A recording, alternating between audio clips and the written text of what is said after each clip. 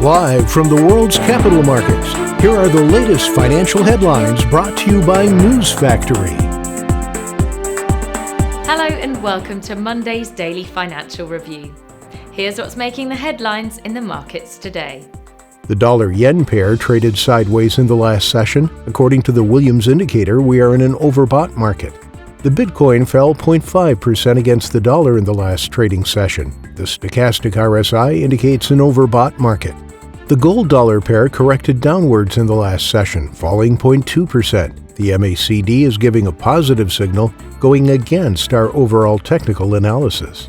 The oil rose 0.6% against the dollar in the last trading session. The Williams indicator is giving a positive signal, which matches our overall technical analysis. Coming up, the choices from our chief analysts for today.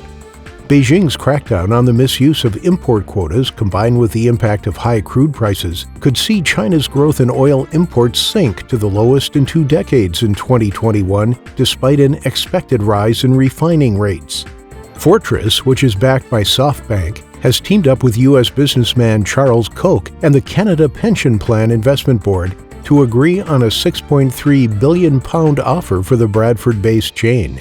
Investors bullish on the British pound have gotten used to brushing off concerns about COVID-19 infections and the post-Brexit future, but those worries are back in focus. Those were today's major economic events. And now, moving on to world financial headlines.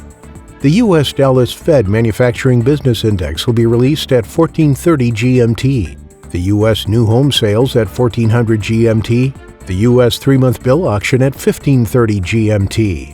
Germany's IFO current assessment will be released at 800 GMT.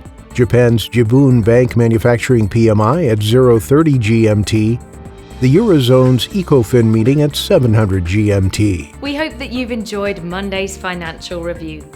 On behalf of all of us here, we wish you a productive trading day. Be sure to join us tomorrow morning for the latest news and events from the financial markets.